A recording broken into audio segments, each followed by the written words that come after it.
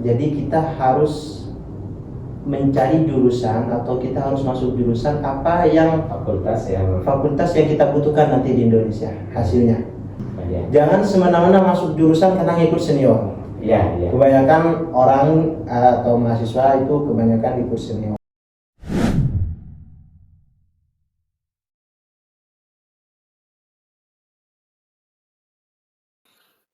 Assalamualaikum warahmatullahi wabarakatuh. Alhamdulillah wa syukurillah ala nikmatillah la haula wala quwwata illa billah. Alhamdulillah pada kesempatan pagi ini kami kedatangan tamu yang luar biasa, yaitu mahasiswa Al-Azhar Kairo Mesir tingkat 2 atau semester 4 kalau di Indonesia. Baru datang kemarin tanggal 11 dengan pesawat Egypt Air atau Mesra Tayron. Beliau adalah Al-Ustadz Amirul Muhaimin yang biasa dipanggil Ustadz Muhaimin. Beliau beliau hafal Al-Quran mungkin ketika umur 13 tahun. Lulus pesantren, masuk pesantren, lulus SD, lalu ke pesantren. Namanya pesantren Membaul Ulum Al-Majidiyah Bata-Bata. Yang luar biasa, beliau menghafal Al-Quran di pesantren tersebut, atau bisa dikatakan pondok kecil ya, pondok kecil, selama 1 tahun. 4 tahun menghafal Al-Quran, 4 bulan menghafal Al-Quran dan 7 bulan mungkin. Luar biasa. Jadi selama 1 tahun para pemirsa menghafal Al-Quran mungkin. Ya. Lalu di pesantren mengajar, terus mengajar Al-Quran, dan terus sampai beberapa tahun di pesantren. Setelah itu baru ke Al-Azhar Kairo Mesir, dan sekarang sudah 2 tahun, semester 4 kalau di Indonesia. Bagaimana Ustaz? Ceritanya di umur berapa masuk pesantren, lalu bagaimana kok bisa cara atau trik-triknya untuk menghafal Quran, atau ada program kok bisa dalam 1 tahun bisa menghafal Quran secara mungkin? Assalamualaikum warahmatullahi wabarakatuh. Kami pertama-tama masuk pondok pesantren itu di umur masih 12 tahun. 12 tahun, luar biasa. Masuk pondok, jadi pertama masuk pondok kita belajar membaca kitab kuning sampai bisa dulu. Kalau untuk step by step atau triknya, ya pertama kita harus perbanyak tikror, perbanyak mengulang daripada kita menambah. Itu semua pasti konsepnya harus tikror. Kita boleh nambah kecuali kita telah memungkinkan apa yang telah kita hafal. Daripada kita hilang, kita hafal banyak-banyak tapi hilang, gak diulang sama sekali, itu namanya dosa. Dan makanya ketika orang mau menghafal Quran, kita harus yakin bisa untuk mengulang apa yang telah kita hafal. Jadi konsep semua itu pasti tikror, mengulang. Jadi pas selama 4 bulan kami telah menghafal 30 juz. Dalam sehari itu kita harus mengulang selama 5 juz per harinya. Per hari 5 juz. Sekali duduk. Itu harus sekali duduk. Soalnya orang itu ketika belajar itu paling khusyuk paling lama 35 menit. Paling khusyuk itu 35 menit. Jadi selama 35 menit kami usahakan untuk bisa sampai pada 5 juz mengulang. Luar biasa. Gitu. Terus pesantren seperti itu kegiatan tiap hari? Kegiatan tiap hari itu. Masuk pesantren di umur berapa tuh? Umur 12 tahun. 12 tahun. Ya. Dan di umur 12-13 tahun sudah hafal 30 juz dan mungkin ya. Mungkin luar biasa. Dan katanya setelah itu membantu mengajar di pesantren, antum menghafal Quran, lalu hasil hafalannya ini. Kenapa Ustaz kok? Mungkin karena kita nggak terlalu mencari ilmu mandiri. Mandiri. Kita harus mengamalkan. Mengamalkan tidak harus kita mengamalkan apa isi ilmu. Kita bisa mempelajari atau mengajarkan, itu dinamakan mengamalkan. Mengajarkan pada orang itu bisa dinamakan mengamalkan ilmu. Masya Allah. Jadi yang namanya ilmu laduni itu man amila bima alima waratahullahu ilma ma'alam ya'lam. Begitu itu antum. Visi misinya gitu saja.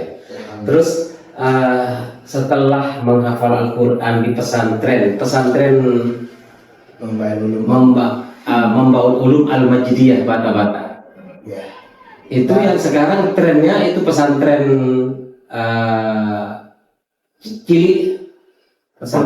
pondok kecil luar biasa. Inilah salah satu alumni dari pondok kecil asuhan Kiai Haji Raden Abdul Muin Bayan Abdul Majid Zayati. Betul, Ustaz? Betul. Luar biasa. Setelah itu antum sebelum itu sudah hafal beberapa qiraah katanya. Sebelum ke Mesir ya. Ya, alhamdulillah. Sebelum ke Mesir antum menghafal qiraah sab'ah, faham qiraah sab'ah. Ada Waras, Nafi, Hafaz, Kisai, Ibnu Amr, Khalaf dan lain-lain. Itu belajar waktu itu di pesantren. Ya, jadi pas tahap memungkinkan, Ya. kita sela-sela mempelajari qiraah sab'ah. Qiraah sab'ah. Qiraah sab'ah. Yang seperti setelah Ustaz sebutkan, qiraah sab'ah ada banyak, Imam Boros salah satunya. Yang sering saya suka dalam membaca Quran itu Imam Boros. Allah. Imam Boros. Coba Ustaz, antum apa bedanya nanti? Satu soalan aja, Iqra surah Ali Imran ya. Ali Imran. Bismillah. A'udzubillahi minasyaitonir rajim. Bismillahirrahmanirrahim. Alif Lam Mim. Allahu la ilaha illa huwal hayyul qayyum. نزل عليك الكتاب بالحق مصدقا لما بين يديه وأنزل التوراة والإنجيل من قبل هدى للناس وأنزل الفرقان إن الذين كفروا بآيات الله لهم عذاب شديد والله عزيز ذو انتقام. Oke, Ustaz. Luar biasa. Itu kok ada Taurat kalau asli Taurat, kok ada Taurat atau bagaimana itu? Itu namanya yang kita sering dengar kalau kita baca Quran itu imalah. Imalah. Ya, seperti kayak majreha, Bismillahirrahmanirrahim, wa mursaha. Itu imalah. Kalau wadduha ada yang wadduha boleh itu saja atau bagaimana itu? Itu kita bisa sering dengar seperti di Imam Kisai, wadduha walaili idza saja. Kalau Imam yang sedikit kita baca Imam Hafiz bin Asim, Imam Hafiz an Asim, Bismillahirrahmanirrahim wa mursaha. Itu imalah kubro. Kalau yang dalam tadi yang kami baca itu imalah sughra. Ada kubro dan sughur apa bedanya? Kalau kubro kita membacanya miring banget. Miring semuanya. Contoh misalkan apa? Wadduha walaili idza saja. Kalau imalah sughra kita memiringkannya dikit. Wadduha walaili idza saja. Miring dikit. Taurat juga sering juga seperti mat juga kalau mat badal itu biasanya kalau Imam Hafiz sama Asim itu kan cuma 2 harakat. Kalau Imam Waros itu isbat atau yang dikenal dengan 6 harakat saking panjangnya. Jadi kalau pengen membaca Quran dengan pembaca Imam Waros harus kuat nafas. Harus kuat nafas. Mat badalnya itu sampai 6 harakat. Luar biasa. Itu tadi. Dan pemirsa luar biasa ini semuanya memahami qiraah sab'ah dari yang kami sebut tadi, Waras, Nafi, Hafaz, Kisai dan Ibnu Amr, Khalaf dan lain-lain. Ini luar biasa. Ini sebelum ke Mesir. Jadi ke Mesir antum tinggal ngulang-ngulang atau apa? Mengulang dan mengambil sana. Syarat-syarat yang original ya, yang original langsung ke syekhnya langsung, luar biasa. Setelah ke Mesir antum kuliah di Lughah Arabiyah ya, di Fakultas Lughah Arabiyah, Fakultas Bahasa Arab. Ya. Ngambil Syubah Ammah. Syu'bah Ammah. Ya. Apa itu Ustaz antum kok masuk ke Lughah Arabiyah? Kenapa gak syariah, suluddin, terus dirasah Islamiyah, atau yang umum-umum? Kan ada seorang yang tentara juga kedokteran, farmasi, terus apa namanya, arsitektur dan lain-lain. Itu gimana Kak? Kenapa saya mengambil jurusan Lughah Arabiyah? Karena yang paling kosong dalam pikiran saya, dalam otak saya, yaitu saya sebelum berangkat ke Mesir pengen belajar apa yang masih kosong di otak saya. Seperti kayak contohnya ya kuliah Lughah Arabiyah. Luar biasa. Jadi yang sudah hafal, yang sudah bagus di otak antum, sudah nggak usah ditambah-tambah. Kita kembangin Kembangin. Kita kembangin dengan contoh kita ngaji. Kalau kita laki. ke para masai Al-Azhar. Kita kembangin, jangan diem jadi. Jangan diamin hilang para pemirsa ya. Terus tadi. apa antum selama di kuliah Lughah Arabiyah yang mengenang antum apa itu? Yang paling mengenang dalam kuliah Lughah Arabiyah itu dalam sistem adab jahili sama syair. Gimana Ustaz? Jadi kan dalam Lughah Arabiyah itu bukan kita belajar bahasa Arab. Kita belajar syair, belajar maqalah, belajar bahas, belajar adab jahili. Adab jahili bukan akhlak ya. Adab jahili itu kayak sastra jahiliyah. Sastra yang dibuat oleh orang Arab. Jadi dahulu itu orang Arab kalau ada sebuah kejadian mereka langsung buat syair. Itu loh. Itu dikatakan adab jahili. Gitu tadi. Itu sih yang paling seru dalam ketika kita membahas tentang adab jahili. Jadi apa yang kita tidak tahu, apa yang terjadi di masa jahiliyah kita jadi tahu. Iya. Kan banyak tren juga, banyak yang kuliah Lughah Arabiyah wal adab, itu bahasa dan sastra Arab. Iya. Antum ngambil yang sastra atau yang ammah? Syubah Ammah. Tapi dipelajari juga di sastra juga. Dipelajari juga ada namanya maqalah. Fanul maqal. Contoh misalkan buku-bukunya. Buku-bukunya ya seperti ada itu Fanul Maqal. Kalau di tingkat 1 itu Fanul Maqal. Di tingkat 2 nanti di termin 2 insyaallah ada.